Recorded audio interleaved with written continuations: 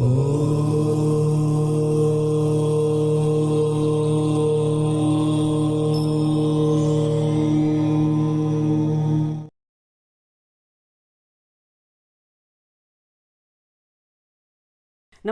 Astro insights with Richa में आप सभी का स्वागत है। मैं हूं डॉक्टर ऋचा शुक्ला। आज बात होगी शुक्र से सातवां घर और आपका वैवाहिक जीवन। काल पुरुष में सप्तमेश शुक्र बनते हैं, तो मेरा मानना यह है कि किसी का भी वैवाहिक जीवन अगर आपको देखना है तो वहां पर आप शुक्र से सातवां घर अवश्य देख लें, क्योंकि ये मानना कि पुरुष की कुंडली में शुक्र है और स्त्री की कुंडली में बृहस्पति है, नाड़ी ज्योतिष में कहा जाता है कि मंगल हैं स्त्री की कुंडली में पति के कारक, ये अपनी अलग अलग गणनाएं हैं। लेकिन आप मेरी बात मानिए कि अगर विवाह का सुख या विवाह कैसा होगा, किस तरह का होगा, पार्टनर कैसा होगा, ये जानना है तो सूर्य से शुक्र से सातवां घर एक बड़ा इंडिकेशन दे सकता है आपको।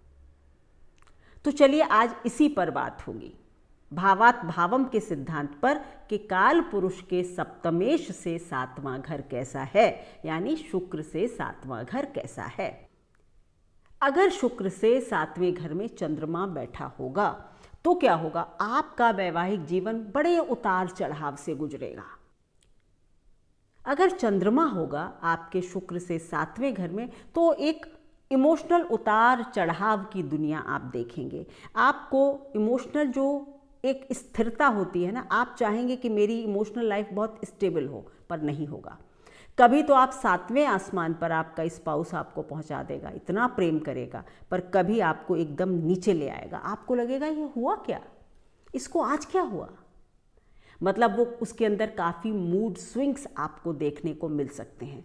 और आपको नर्चर करने वाला होगा आपका पति या पत्नी, स्पाउस, मतलब माँ की तरह नर्चर करने वाला, आपका बहुत ख्याल करने वाला हो सकता है, आपको आगे बढ़ाने में बहुत मदद करने वाला हो सकता है, आपके घर परिवार का बहुत ध्यान रखने वाला हो सकता है, पर इमोशनल जो स्थिरता है वो नहीं होगी और आप उस चीज़ को मिस अवश्य करेंगे। इमोशनली आपको लगेगा कि बहुत उतार चढ़ाव मैंने झेले हैं अपने इस लाइफ में, यानी कि मूड स्विंग्स आपके पति या पत्नी के काफ़ी हो सकते हैं, तो इसका ख्याल करें। पर दिल से आपके पति या पत्नी जो भी होंगे वो अच्छे होंगे और एक माता की तरह आपको नर्चर करेंगे, पालेंगे।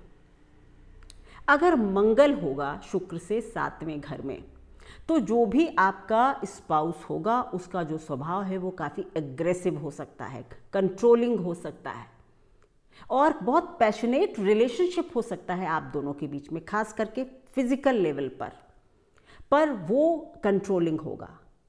वो आपके ऊपर एक कंट्रोल करना चाहेगा, चाहे वो फिजिकल एस्पेक्ट है या इमोशनल एस्पेक्ट है। रूल करना चाहेगा वो उस रिश्ते में।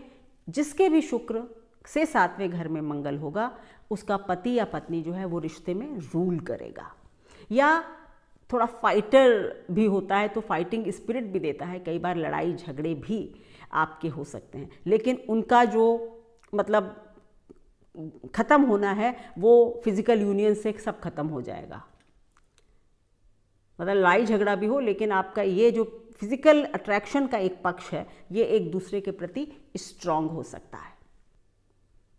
इसी तरह से अगर शुक्र से सातवें घर में बृहस्पति हैं तो आपका स्पाउस जो है वो आपका गुरु हो सकता है, आपसे ज़्यादा विवेकी हो सकता है, आपसे ज़्यादा समझदार हो सकता है, और तो और आपकी ज़िंदगी में एक मतलब कहते हैं ना कंसल्टेंट का रोल अदा कर सकता है कि जब आप परेशानी में हो तो आप एक कोई अच्छे निष्कर्ष के साथ, कोई एक अच्छे सजेशन के साथ आपका पति या पत्नी आपके सामने आए और आपको लगे कि इसने तो मुझे डूबने से बचा लिया।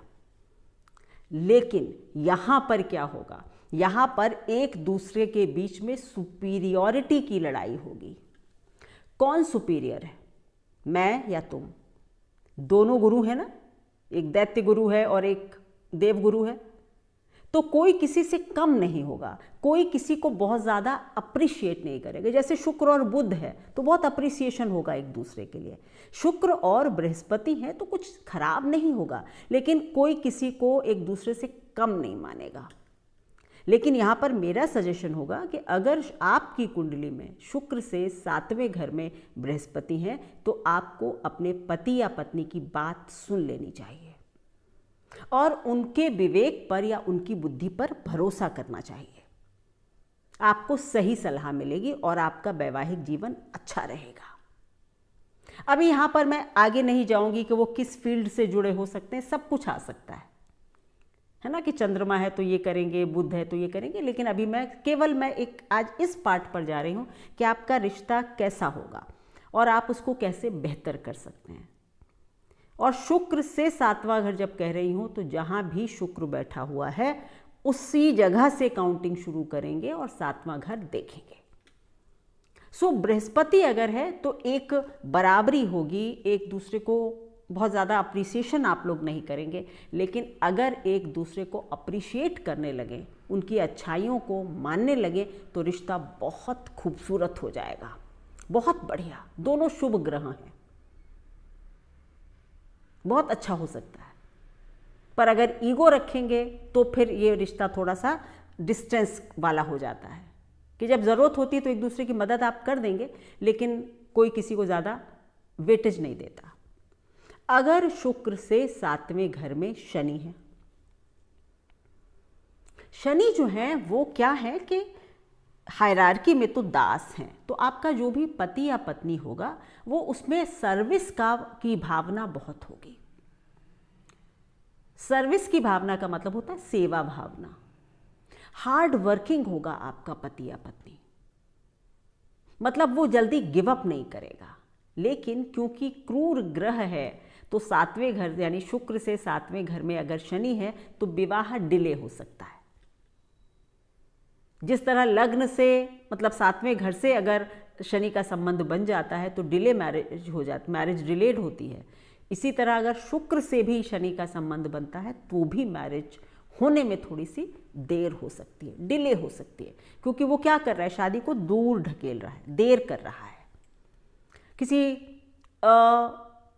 पर जो आपका जो भी स्पाउस होगा, मैंने एक तो कहा कि उसके अंदर सेवा भावना होगी, उसके अंदर हार्ड वर्किंग बहुत होगी, थोड़ा कोल्ड नेचर का हो सकता है, बहुत ज़्यादा एक्सप्रेसिव नहीं हो सकता है, रिजर्व हो सकता है, अपने इमोशंस को दिखाने वाला नहीं हो सकता है।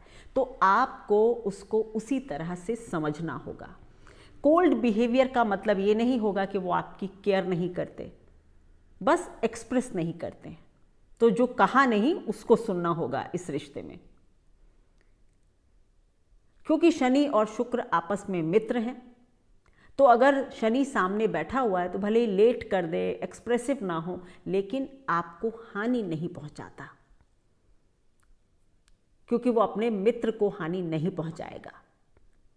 अगर आप एक दूसरे को मतलब कहते हैं ना अंदर से समझ लेते हैं, एक बार अच्छी जेलिंग हो जाती है, स्लोली एंड ग्रेजुअली, मतलब धीरे धीरे करके आपका विवाह एक स्ट्रॉन्ग फाउंडेशन पे खड़ा हो जाता है और आपका बहुत अच्छी अंडरस्टैंडिंग होती है।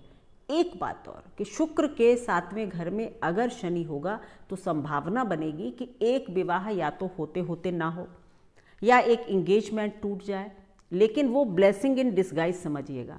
फिर जो विवाह होगा वो काफ़ी अच्छा और लंबे समय तक चलने वाला होगा। इनिशियल हिकअप्स आएंगे, लेकिन बाद में अगर आपने अच्छी फाउंडेशन बना ली तो एक्सीलेंट मैरिड लाइफ आपकी हो सकती है। अब अगर शुक्र से 7वें घर में राहु है, मामला थोड़ा कठिन हो जाता है। केतु सामने होगा, शुक्र के साथ होगा, तो क्या होगा कि कहीं ना कहीं आपको आपके पति के या पत्नी के मतलब थोड़ा कैरेक्टर पर डाउट हो सकता है, या आपका या आपके स्पाउस का एक दूसरे पर भरोसा कम हो सकता है। और ये भी सच है कि हो सकता है कि ये सच भी हो कि आपके कुछ एक्स्ट्रा मैरिटल रिलेशंस वगैरह भी हो सकते हैं, क्योंकि मैंने कहा ना कि अगर राहु 7वें में है तो केतु तो साथ ही होगा। तो एक सच्चे प्रेम की चाह में आपको ये लग सकता है कि ये मेरे साथ कहीं छलावा तो नहीं कर रहा, कहीं मुझे ठग तो नहीं रहा, मुझसे झूठ तो नहीं बोल रहा। इस तरह के डाइसी ख्याल, कुछ शक की गुंजाइश रहेगी। कभी कभी ये एक्स्ट्रा मैरिटल अफेयर वगैरह भी दे सकता है। ऐसे लोगों के लिए मेरी एक सलाह होती है कि शादी से पहले जितना एक्सप्लोर करना है कर लीजिए, विवाह के बाद अपने विवाह में डिवोटेड होकर रहें, अन्यथा विवाह में दिक्कत आएगी। अब उल्टा कर देंगे, अगर शुक्र से 7वें घर में केतु होगा तो राहु साथ होगा, तो वहाँ पर भी ऑलमोस्ट सेम बात रहेगी कि आपका जो स्पाउस है वो, कई बार आपको ये लग सकता है कि ये मतलब बात को समझता ही नहीं है, जो मैं समझाना चाहता हूँ ये बिल्कुल उसका उल्टा समझ रहा होता है। कई बार जैसे होता ना कि आपको लगे हेडलेस बिहेवियर है इसका, आप कभी कभी खींच सकते हैं, क्योंकि आपकी महत्वाकांक्षाएं बहुत हैं, आपकी एक्सपेक्टेशंस बहुत हैं अपने स्पाउस को लेकर, और वो थोड़ी पूरी जब नहीं होती तो आप फ्रस्ट्रेट होने लगते हैं।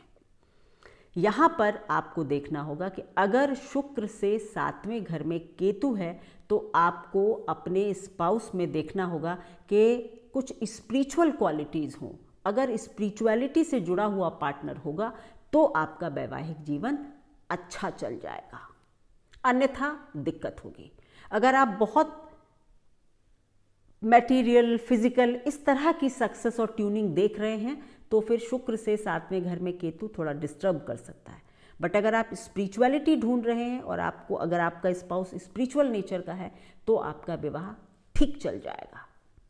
तो ये थी मेरी एनालिसिस शुक्र से 7वां घर और आपका विवाह। इसी तरह के वीडियोस के साथ आगे भी आपसे मिलूंगी। मेरे चैनल को लाइक करें, अगर पसंद करते हैं तो लाइक करें, शेयर करें, सब्सक्राइब करें। Thank you so much.